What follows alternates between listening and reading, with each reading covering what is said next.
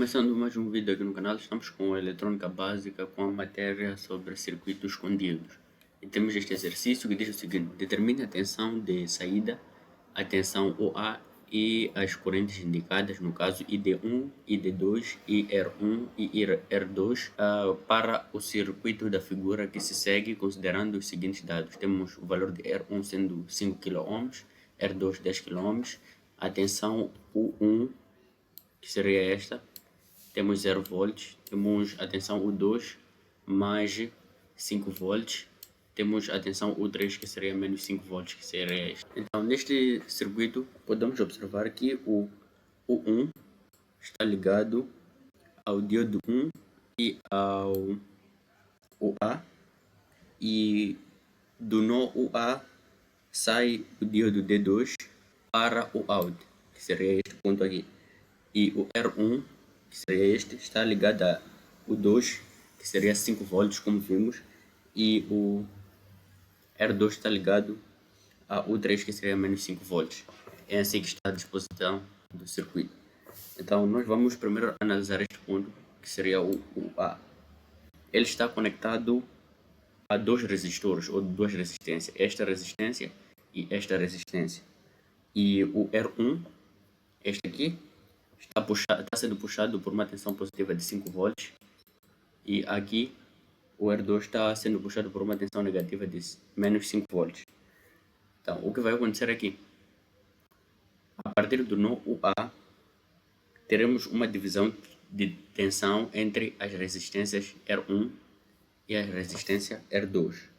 Lembrando que um divisor de tensão é um circuito elétrico que utiliza duas ou mais resistências em série, e podemos observar que essas duas resistências estão em série para reduzir a tensão de entrada. Aqui seria mais 5 volts, mais alta, para um valor menor proporcional à saída, que seria este valor aqui, muito mais pequeno, mas é proporcional à saída, que seria uma tensão negativa igual a esta, só que aqui é positivo e aqui é negativo. E isto, como é um divisor de tensão, nós podemos calcular a tensão no nó A, ou a tensão UA. Então, a tensão UA será dada por UA sendo igual a resistência 2 vezes a tensão U2 mais a resistência 1 vezes a tensão U3, e tudo dividido pelas duas resistências, ou seja, a sua adição. Então, a tensão OA será igual, só temos que substituir os valores. Temos R2 sendo igual a 10 kΩ, teremos 10 vezes 10 a 3 vezes U2, que seria 5, mais R1, que seria 5 vezes 10 a 3 vezes U3, que seria menos 5. E o valor das duas resistências é 10 vezes 10 elevado a 3 mais 5 vezes 10 elevado a 3. E temos o A sendo igual a 1,67 volts. E voltando ao circuito, o diodo 2 está conectado entre a tensão A e a tensão de saída, que seria o out. E como vimos, a tensão A é 1,67. E o diodo conduz quando a tensão UA é maior que a tensão UOUT. UA sendo maior que o out. E nesse caso, ele entra em condução direta e força o out a acompanhar o UA. Por isso aqui teremos a tensão OA sendo aproximadamente igual a OUT. E como visto, isto será igual a 1,67 volts. Então, a tensão OA será aproximadamente igual a OUT, que seria 1,67 volts. Então,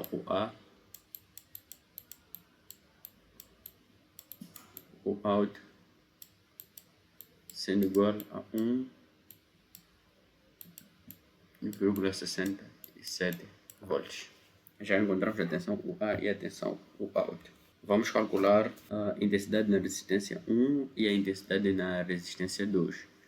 E a corrente vai fluir deste terminal U2 até este terminal U3, sendo que este diodo está em aberto, ou seja, está polarizado inversamente. Quando este diodo está polarizado inversamente, a corrente só vai fluir nesta direção do terminal U2 ou da tensão U2 até na tensão U3. E a partir deste ramo é possível deduzir as equações e vamos fazer isso. Então a primeira corrente que vamos calcular é o IR1. Então teremos aqui a tensão U2 menos a queda de tensão aqui, que seria R1, vezes intensidade da resistência 1 menos esta tensão UA. Tudo isto igual a zero. E nós ignoramos a tensão de condução deste diodo no cálculo do IR1, porque essas correntes são determinadas exclusivamente pela rede resistiva mais 5 volts e menos 5 volts. E esse diodo não faz parte dessa rede resistiva. Ele só influencia o que acontece entre as tensões UA e UOUT, e não dentro desta malha de resistência. Por isso é que nós não usamos a queda de tensão aqui na fórmula. Então aqui podemos isolar o R1, podemos passar este R1 e R1 para outro membro, teremos R1 vezes e R1 sendo igual a U2 menos o A. Então a intensidade na resistência 1, teremos o 2 menos o A, tudo sobre a resistência 1. Então a intensidade na resistência 1 será igual a 5 menos 1,67 dividido pela resistência 1, que seria 5 vezes 10 elevado a 3. Então a intensidade na resistência 1 será igual a 0,666 mA. Já temos o primeiro valor da intensidade. Agora vamos para o segundo valor. Será a intensidade na resistência 2. Então teremos aqui, queremos esta intensidade UA menos a queda de tensão aqui, que seria R2 vezes IR2. R2 vezes IR2 menos a tensão 3. Tudo igual a zero. Então podemos isolar o IR2, teremos. Então aqui teremos IR2 sendo igual ao. A tensão UA é 1,67 menos a tensão U3 é menos 5. Então aqui teremos menos 5. A resistência 2 é 10 vezes 10 elevado a 3. Então a intensidade na resistência 2 será igual a 0,667 mA. E podemos observar que a intensidade na resistência 1 é aproximadamente igual à intensidade na resistência 2. Já achamos os valores da intensidade. Agora vamos passar para a corrente D1. Este diodo D1 liga a o 1 que tem 0 volts. Aqui neste terminal temos 0 volts aqui. E este nó tem 1,67.